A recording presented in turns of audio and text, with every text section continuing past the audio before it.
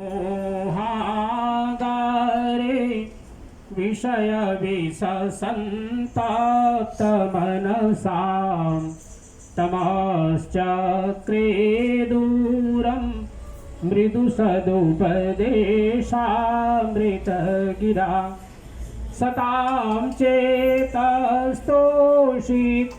विरदयवनानां मृगपति परेशं साक्षातं गुरुवर कबीरं हृदे नुमः। नौम्यादि ब्रह्म सर्वस्य कारणं करणं तथा तद्रूपं सद्गुरुं वन्दे कर्मरेखा प्रशान्तये। यो ब्रह्माणं विदधाति पूर्वं यो वै वेदांश्च प्रणोति तस्मै तमः देवमात्मबुद्धिप्रकाशं मुमुक्षुर्वै शरणमहं प्रपद्ये। मुमुक्षुर्वै शरणमहं प्रपद्ये। हम सब लोग यहाँ पर काफ़ी संख्या में उपस्थित हैं, तो जब हम जयकारा बोले तो पूरा एक आशीर्वाद स्वरूप इस परिवार के लिए आप सब पधारे हैं, तो पूरे फुल वॉल्यूम में हम लोग जयकारा करेंगे। प्रेम से बोलिए सदगुरु कबीर साहेब की जय। और थोड़ा सा सदगुरु कबीर साहेब की जय। सदगुरु कबीर साहेब की जय। सब संत महंत साहेबों की जय। सभी भक्त हंसजनों की जय। समस्त लालू परिवार की जय। आज के आनंद की जय। सत्य पुरुष परमात्मा को 3 बार बंदगी कहते हैं। मेरे साथ आप सब लोग सम्मिलित हो जाइए। साहेब बंदगी, साहेब बंदगी, साहेब बंदगी। सत्य पुरुष परमात्मा हम सबके हृदय में विराजमान सदगुरु कबीर साहेब, परम आदरणीय परम श्रद्धेय आचार्य डॉक्टर श्याम साहेब जी, परम आदरणीय महंत श्री दिनेश साहेब जी अबिलक, परम श्रद्धेय आदरणीय महंत श्री अमर साहेब जी ब्रिजमोहन, परम आदरणीय महंत श्री सुनील साहेब जी सुभग, हमारे सभी आदरणीय जितने भी उपस्थित यहाँ पर भक्त हंसजन हैं, आप सभी लोग, साथ ही साथ यदि आप लोगों में से कोई वैदिक पंडित है या पौराणिक पंडित है, आप सबका स्वागत। यहाँ पर समस्त लालू परिवार उपस्थित है। बहुत ही प्रेम और श्रद्धा के साथ यह पूजा की विधि यहाँ पर हो रही है। और हमारे मुख्य यजमान हैं आज के श्री भक्त विश्वनाथ लालू जी और उनकी धर्मपत्नी श्रीमती करुणा नथु लालू जी, उनके 3 बच्चे विभा वैभव और कबीर भान्मी भाषित एंड गेश यस, और लालू साहब की सभी बहनें भक्तमती, शुभावती, सुबोल, मैनावती, सॉरी वहाँ बहनें हैं ये, और अनीता शिवालक जी, श्रीमती बीना जी मौला और भक्तमती प्रमिला मंगर। आज विश्वनाथ साहेब जी ने अपनी माता देरवंती और पिता श्री हीरामन, साथ ही साथ समस्त परिवार के कल्याण के लिए आपने आज की यह पूजा ली है। जैसा कि आप सब लोग मुझसे अधिक जानते हैं इस परिवार को, कि काफ़ी पूर्वजों से जो भारत से जो लोग आए वो इनके कबीरपंथी थे। और अभी साहब जी बता रहे थे कि जो सर्वप्रथम आए वो सुखू जी थे, जिनका फोटो भी इनके अंदर में गद्दी में लगी हुई है। तो उसके बाद ये परंपरा चलती रही और अनवरत आज तक ये सेवा सदगुरु कबीर साहब के इस पावन परंपरा से जुड़े हुए हैं आप सब लोग। और साथ ही साथ हमारे हिंदू संस्कृति के जो अन्य शाखाएं हैं उन सब का सम्मान करते हैं। आज की यह पूजा सात्विक ज्ञान ज्ञानंदी चौका आरती, जिसमें इन्होंने आप सब लोगों को बड़ी श्रद्धा और प्रेम से आमंत्रित किया है। आप सब लोग यहाँ पर आए हैं, इनके ओर से प्रसाद और महाप्रसाद का प्रबंध है। आप सब लोग इनको आशीर्वाद, अंत में हम सब लोग आशीर्वाद भी देंगे इनको। जीवन की एक लंबी यात्रा, और हम सब जानते हैं जीवन का प्रत्येक दिन एक भाग होता है, एक अध्याय होता है। इसी प्रकार जो वर्ष होते हैं ये भी अपने आप में एक एपिसोड है, एक अध्याय है। और कोई दिन हमारा सुख का होता है, कोई दिन दुख का होता है, कोई दिन सम होते हैं, कोई दिन विषम होते हैं। तो ये जीवन की एक धारा है, जीवन का प्रवाह है जो इस प्रकार से चलता है। हम सब लोग कोई न कोई एक अपने जन्मदिन का समय रखते हैं और सबके साथ ये जुड़ा हुआ है। हम सब लोग प्रत्येक दिन परमात्मा को स्मरण करें, क्योंकि प्रत्येक दिन उस परमात्मा ने जो हमें दिया उसके लिए आभार उन्हें हमें व्यक्त करना चाहिए कि परमात्मा ने एक दिन हमें और दिया इस जीवन को जीने के लिए और उनकी ओर आगे बढ़ने के लिए, उनकी ओर अग्रसर होने के लिए हम सब लोगों को अवसर प्राप्त हुआ। कबीर पंथ की यात्रा एक सतलोक की यात्रा है, क्योंकि जब हम कबीर पंथ में आते हैं तो निश्चय ही ये होता है कि हम इतना कर्म अवश्य करें कि पुनः हमें मनुष्य का जीवन मिले। लेकिन यह एक धाम है, एक जीवन का एक ऐसा मोड़ है, एक ऐसा द्वार है मनुष्य का जीवन जिसमें हम सत्यलोक को प्राप्त कर सकते हैं। सदगुरु कबीर साहब की जो परंपरा है अपनी एक पहचान है। सदगुरु कबीर साहब एक बहुत सुंदर हमारे संग्रहित ग्रंथों में एक ग्रंथ आता है अनुराग सागर। अनुराग सागर में जो सृष्टि की रचना का विवेचन किया गया वो तो बहुत विस्तार में है। सदगुरु कबीर साहब ने उसको एक भजन के माध्यम से बहुत सुंदर ढंग से समझाया है, क्योंकि हम सब लोग जो जीवन जी रहे हैं यह एक ऐसा जीवन है जिसमें हमें कर्म योग, भक्ति योग, वैराग्य योग, ज्ञान योग, सभी योग हमारे जीवन में मिलते चले जाते हैं। अभी मैं कह रहा था आप लोगों को, जब हमने चंदन दिया, कि जब हम पूजा में बैठते हैं तो हम प्रयास करें कि पूरा ध्यान, पूरी एकाग्रता हमारी परमात्मा के साथ जुड़ा हो और उस परमात्मा के साथ जुड़ करके ही महायोग बनता है। जीव का उस परमात्मा से मिलन ही ये महायोग है और यही इस पूजा का एक माध्यम है, जिसके माध्यम से सदगुरु कबीर साहब ने कहा कि जो रचना है लोक की सो चौका विस्तार। अर्थात जिन तत्वों से, जिन 5 तत्व और 3 गुणों से परमात्मा ने इस संसार की सृष्टि की, हम सब लोग पृथ्वी लोक में रहते हैं, अर्थ प्लैनेट पर हम लोग जीते हैं। लेकिन अर्थ प्लैनेट पर जीने के लिए, जीवंतता के लिए, जीवनदायी होने के लिए, हमारे जीवन के लिए केवल पृथ्वी का होना पर्याप्त नहीं है, क्योंकि चंद्रमा और सूर्य ये दो हमारे जीवन में, अर्थात इस पृथ्वी पे जो भी जीवन की संरचनाएं हैं, चाहे वो जल के अंदर हो, चाहे वो गगन में हो या फिर स्थल पर हो, सभी को जीने के लिए इन तीनों का संतुलन आवश्यक है।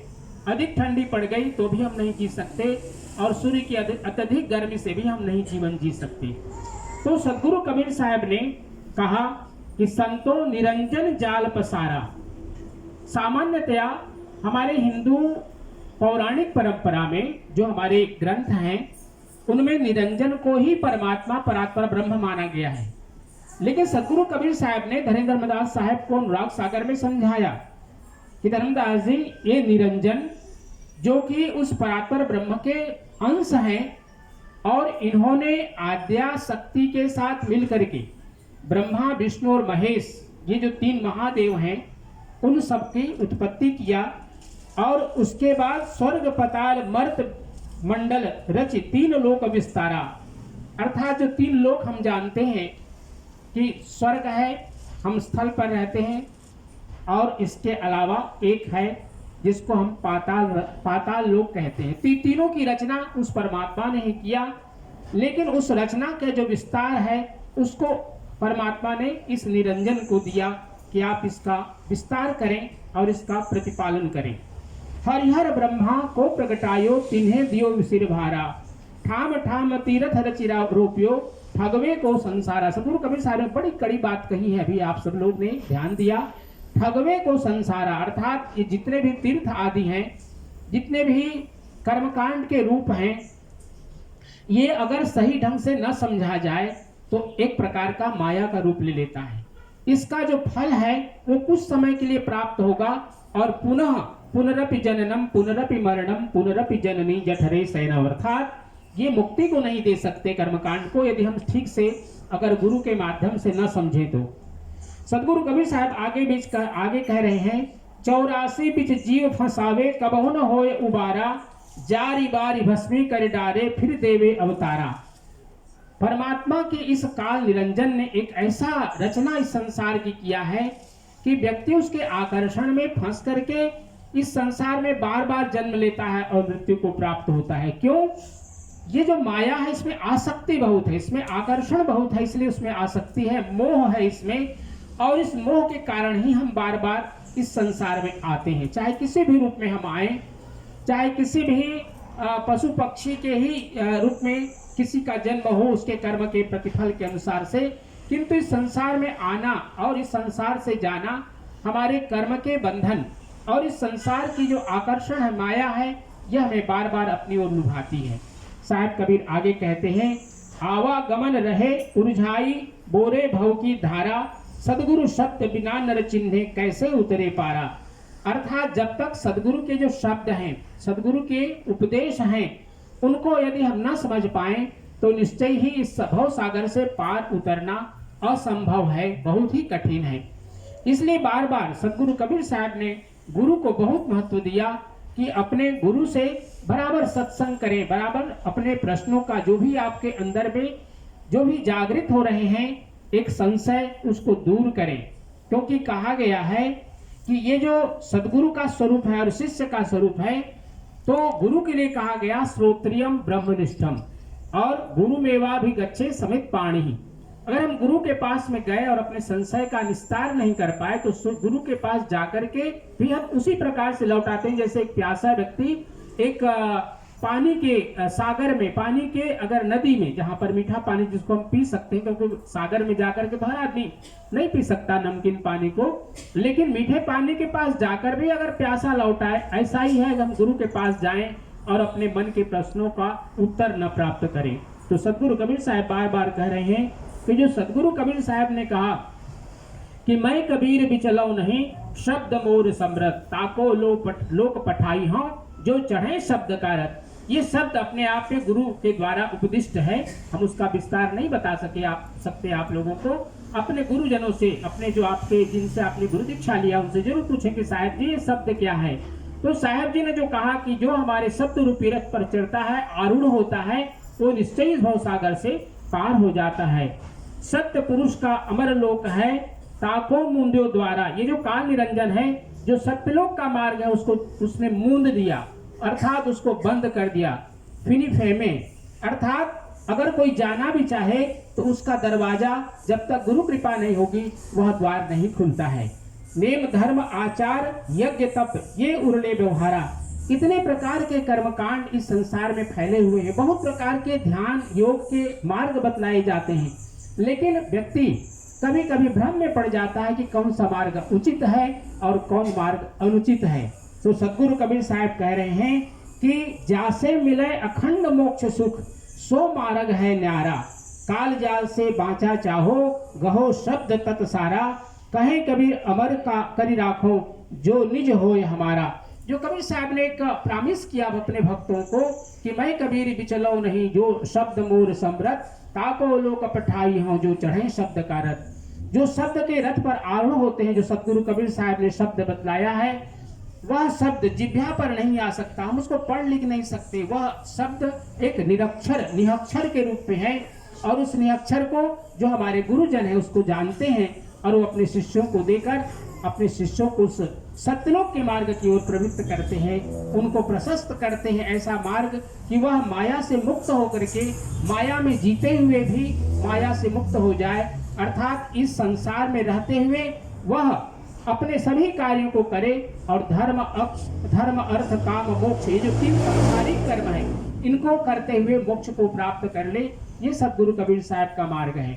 धर्मदास साहेब ने जो कबीर साहब से प्रश्न पूछा बार बार कि धर्मदास बिनवे कर जोरी, साहेब सुनिए बिनती मोरी। क्योंकि जो हम सदगुरु से प्रार्थना करके विनय पूर्वक उनके चरणों में बैठ करके बंदगी करके उनसे प्रश्न करते हैं, तो निश्चय ही सदगुरु हमें उसका उत्तर प्रदान करते हैं। तो ये कबीर साहब के कबीर पंथ का एक बहुत बड़ी पहचान है। इसमें बार बार जन्म लेने की बात नहीं कही गई, अपितु मोक्ष के मार्ग की ओर चलने की बात कही गई। और वो जो सत्यलोक है, सत्यलोक का भी वर्णन अपने भजनों के माध्यम से सदगुरु कबीर साहब ने किया है, उसको आप लोग अपने गुरुजनों के माध्यम से प्राप्त कर सकते हैं।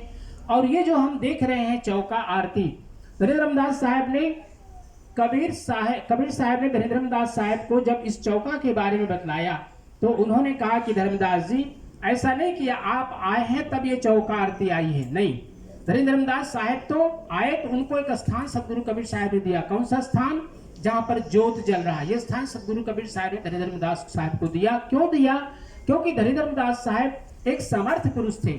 समर्थ पुरुष इस अर्थ में कि वो धर्म और अर्थ दोनों ही के रूप में वो प्रबल थे, अर्थात उनके पास अपरिमित शक्ति थी अपने धर्म की, क्योंकि वो पहले पौराणिक परंपरा के भक्त थे और उनके पास बहुत संपत्ति थी। कहते हैं उस समय 56 करोड़ की माया सदगुरु कबीर साहब के चरणों में, आज के 600 साल पूर्व सदगुरु कबीर साहब के चरणों में धनीराम दास साहब ने समर्पित कर दिया। तो सदगुरु कबीर साहब ने ये ज्योत के स्थान पर उनको स्थान दिया कि धर्मदास जी, ये आपकी जिम्मेदारी है कि कबीर पंथ को आप आगे की ओर ले चलें, इसका आश्रय आपके ऊपर है। इसलिए उनको ये स्थान उन्होंने दिया, प्रमुख स्थान, क्योंकि ज्योत हमारे सबके जो जीव आत्मा है उसका प्रतीक है ये ज्योत जो जल रहा है इसका। तो सदगुरु कबीर साहब ने कहा कि प्रत्येक जो 4 गुरु का स्थान यहाँ पर दिया गया है, मध्य में सत्य पुरुष परमात्मा का चौका आरती अर्थात होता ही है जो 4 गुरुओं का प्रमुख रूप से पूजा की जाती है। लेकिन 4 गुरुओं का जो स्थान है, 4 के साथ 4 अंश रहते हैं। और ये अंश कौन है? ये अंश वही सत्य पुरुष परमात्मा के 16 अंश हैं। अभी साहब जी ने हमें सूचना दिया, श्याम साहब जी, कि अभी हमारे बोमतेर कबीर मंदिर में आगामी सितंबर माह में 7 तारीख रविवार का दिन पड़ रहा है।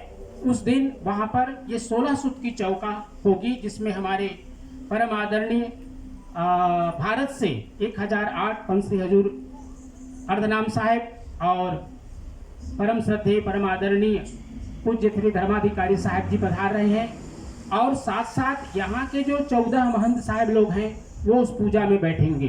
तो ये जो 16 अंश है, 16 अंश की पूजा है, ये सत्य पुरुष परमात्मा के 16 अंश हैं जिनको इस पूजा के माध्यम से उनका एक आशीर्वाद लेने का अवसर हम सब लोगों को प्राप्त होगा।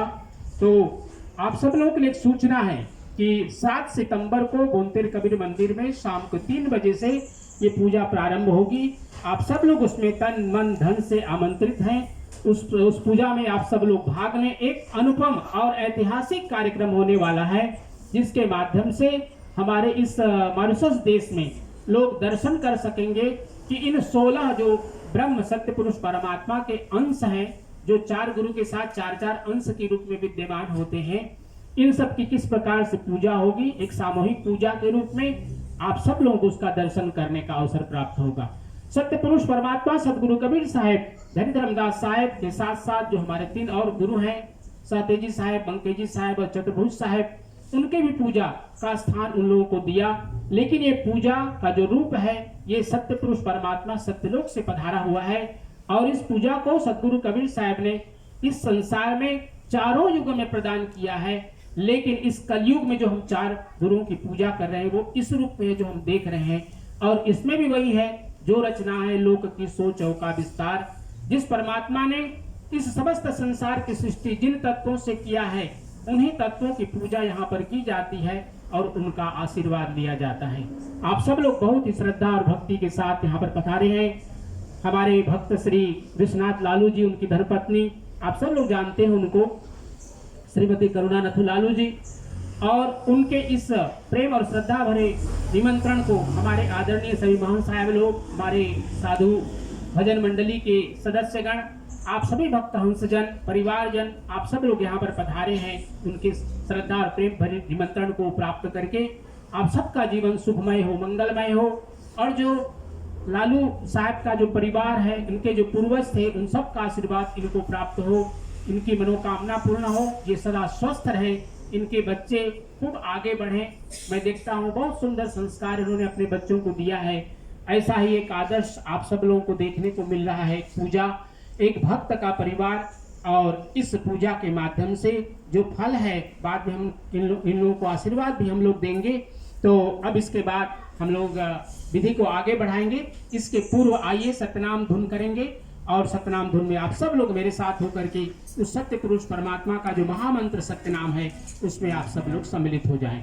सत्यनाम सत्यनाम सत्यनाम बोल, जय करुणामय सत्यनाम बोल, सत्यनाम सत्यनाम सत्यनाम बोल, जय करुणामय सत्यनाम बोल, सत्यनाम सत्यनाम सत्यनाम बोल, जय करुणामय सत्यनाम बोल, सत्यनाम सत्यनाम सत्यनाम बोल, जय करुणामय सत्यनाम बोल, सत्यनाम सत्यनाम सत्यनाम बोल, जय करुणामय सत्यनाम बोल,